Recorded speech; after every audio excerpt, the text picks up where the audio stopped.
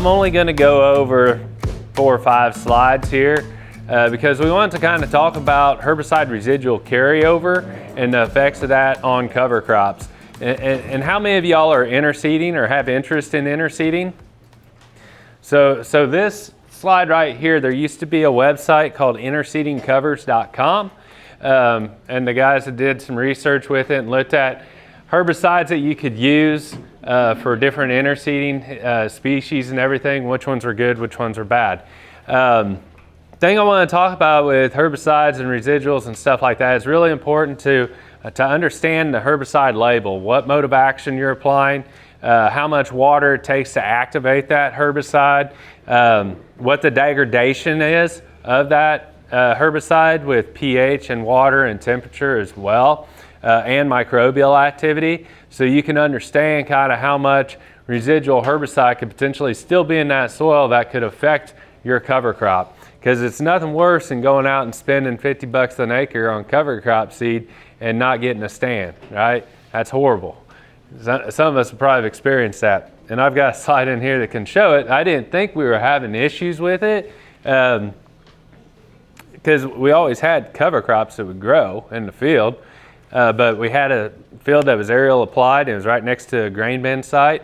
And I had better cover crops in between the grain bins in the rocks than I did in the field. So it was kind of like an eye-opener right there that, you know, even though the herbicides that we were using I thought were pretty weak, they shouldn't have had as much herbicide residual carryover, but they sure did affect it. So I think it's really important to understand that. So I saw several people taking a picture of it. Like I said, I'll get this sent out to you. But that's an important one. The next one, this is actually some work from Kevin Bradley from Mizzou. He's done some work with cover crop and residuals, looking at different soybean herbicides and different corn herbicides. He's looking at the cover crop stand on this one. The next one will be the biomass reduction, basically, over a 3-year period. He's kind of altered this a little bit, and he talks about it still some. You can actually look this up online and see his whole slide deck on his presentation. But for instance, if you're using FlexStar in your soybeans and you plan to plant a tillage radish or winter oat, probably going to have a pretty significant stand reduction, you know. So I think that's really important to understand there. Same thing with Zidua. You know, a lot of us are using Zidua now, right? Well, you look at 3 ounces of Zidua, your winter oats and your annual ryegrass are going to be pretty much affected by that. So here's the biomass reduction of those same herbicides. So we saw that on that previous slide that we had basically what percentage of the stand did we have, or stand reduction, and now we're looking at the total amount of biomass, right? So you could still have in the stand reduction, you could have those plants there, but maybe instead of 5 plants, you had 2 plants or something like that, right? Now we're looking at the total amount of biomass. And so you can see that there's a big difference in the total amount of biomass. So if we're wanting to grow a lot of cover crops for grazing or foraging, right, and we have a biomass reduction, we just reduce the amount of forage that we're able to graze on, right? Or if we're wanting to use that cover crop to suppress weeds and we have a biomass reduction, now we're going to be not able to suppress as many weeds. So those two are for soybeans. And we get into corn. So here you can see what effects some of the corn herbicides have.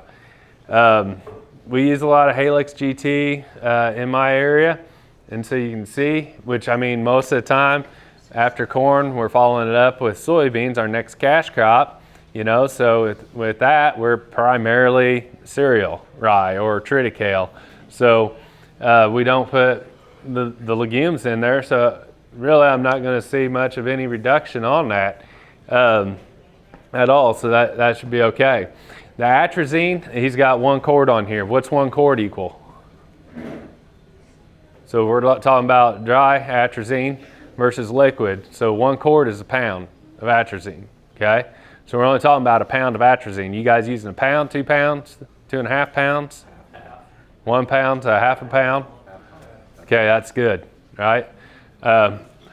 The main reason I put in atrazine in with group 27, the Callisto in there, is it just seems to have a lot of synergism, heats it up a little bit. So when I've got some emerged water hemp pigweed, it really seems to smoke it down really quick in there. One thing on herbicides too is I started using fulvic acid in with my herbicides, and that really seemed to increase the efficacy of the burn down and the kill of those plant species really quick. So I will say this year with Liberty, AMS, Enlist, fulvic acid, and AMS in there, I might say that, it was a little too hot when it got like 95 degrees, no rain, pretty low humidity, and we were cupping beans, and we set beans back for about 3 weeks here. So those beans are really stunted back. So something to just consider there. So right here's our biomass reduction. As I didn't have a stand reduction, I just had biomass reduction. But if you go and look at his PowerPoint's up, it's all online there. Now here's the next thing I want to talk about. You have... Excuse me, David. Yes, sir. You said it's on PowerPoint on what? Yep. So if you go, this guy right here, Kevin Bradley, University of Missouri. Fulvic are you using? I've used all the way up to 8, but usually a half. About 4? Half ounce to... Yeah, I've used half ounce and had good luck with it, but 1 to 2 ounces usually. It's easier. But I've had some guys go up to 8 ounces, and that seems to be okay on crop. I will say that if you get rained out and you've got fulvic and dicamba,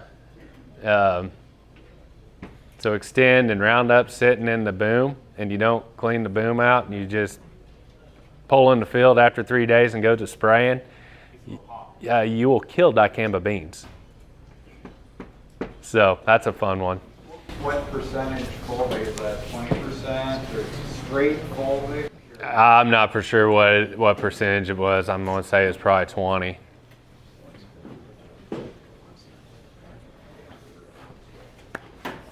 So this might be a little hard to see, but this is off of a Authority Supreme label. Every label out there is going to have a crop rotation restrictions on it. For cover crops, and most of them are actually putting something on the label about cover crops now, but they don't actually have anything specific for maybe cereal rye or rapeseed or radish or whatever. So what generally you'll see is like buckwheat 18 months, or 24 months or 36 months. It costs a lot of money to do these tests on different species. So they just slap a 36-month or an 18-month restriction on there just to cover their tail. And so you might look at it and be like, well, shoot, I can't do that or this or that because it's 18-month restriction. Just know it might not be. So sometimes if you spray something and you're like, well, I don't know if I can or can't use this cover crop, what I've done in the past is gone even to the farm store and picked up a bag of like deer food plot mix that's got a bunch of different stuff in it. And I go out to the field, I sprinkle it around before harvest, rake it in, maybe water it if it haven't had any rain, and just see what grows. And then I can determine, okay, what do I need to make my mixes with, or what cover crops can I use here to make sure I'm not wasting money with that.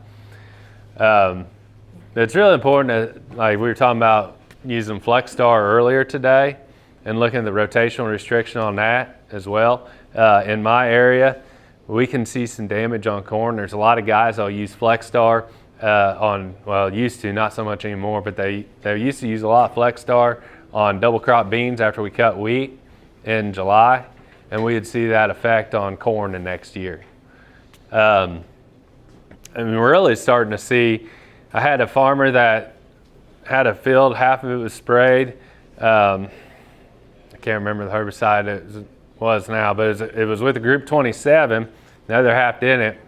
And the following year when we planted beans in there, you could see to the line where we sprayed that Group 27. So there's a little bit of hang up in there. Again, the moisture between when we sprayed to that following year, the temperature, pH, and all of that has an effect on that. But we have been seeing that some of the beans actually have been affected by Group 27 herbicides out there. So that's something to be aware of. That some of these herbicides actually hang around a little bit longer. So like we were talking about tar spot earlier today, and there's actually a USDA ARS specialist out of Peoria, Illinois that's working on, he's identified a protist, so a microbe that you can spray on residue and it'll actually decompose that tar spot lesion or that stromata in there. And that, so I got to asking that researcher, like, okay, are our soils not healthy enough, or not biologically active enough now to actually decompose some of this stuff? And he's like, well, I never really thought of that. You know, so you start thinking about some of these herbicides and being able to break them down. Do we have the right microbes in that soil system now to even be able to break down some of these residual herbicides, like I said, those hydrocarbons, right?